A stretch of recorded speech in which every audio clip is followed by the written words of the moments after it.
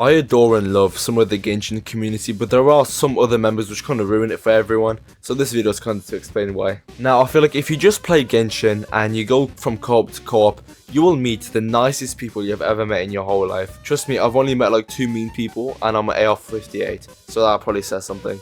But overall, people are always nice to you as long as you're obviously nice to them back, because that's how humans work. But the issue with the Genshin community lies outside of the game itself. A lot of the issue related with the Genshin community is linked with parasocialism, which is when a person has a fake relationship with something that isn't real / something that doesn't know them. So a person who has a fake relationship with a streamer, or as in this case, a Genshin character. People can get attached to Genshin characters, Genshin ships, and just anything to do with Genshin as a whole, even the game itself. This is why people will defend absurdly dumb decisions like giving all players 3 extra fates, after we've been begging and cheering on for so long that we need more rewards. Those people who you see, they're cooked. They're fucking cooked. There's no reason to even try to argue with them. They're so cooked off their mind of the game that they don't know what the real life is anymore. They can't make 2 sentences together without saying Primigem. Now, the Genshin shipping community is probably one of the worst, deepest holes you can go into, because that contains some of the worst people I've ever seen in my whole life. Like, completely brain rotted,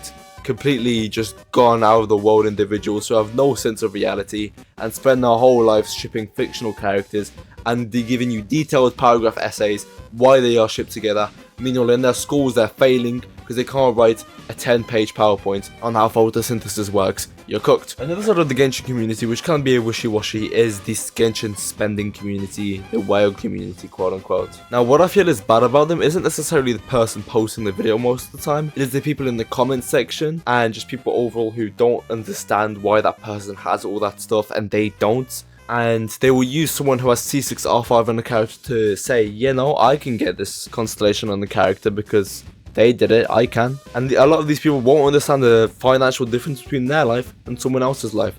Who knows? Maybe the person who has C6R5 was born into a rich family and they have whatever they want because they have daddy's money, right? But you're gonna see that and then say, oh, well, if they bought it, they're just a Genshin player, they can't be that rich. So then you're like, okay, I can't feel that bad about spending this much. So you spend for that constellation. And then now the Genshin shit post / you know, funny post community, which is kind of like, oh, I'm trying to strive with this, but not really. I'm more commentary based. The Genshin humor community is probably the worst thing I've ever seen in my entire life. The humor of the Genshin Impact fan base, sometimes, I'm not saying all of them are, but it's the most basic, actual cookie cutter shit I've ever seen. People are still laughing at Ayaka having a quote-unquote big forehead. People are laughing at that one Paimon voice line that was in Japanese, that was like in the start of the game, you know, 4 years ago. They need to do like a little software update on those NPCs, to be fair, because I don't think they're working correctly.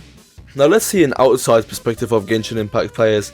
Obviously, you will know it's touch grass, go outside, you know, the whole ordeal. And a part of me sees this as 12-year-olds who have a neuron when they see someone play or watch anime games. It activates them, yo, the chemicals are fusing with my brain. You play Genshin, kill yourself.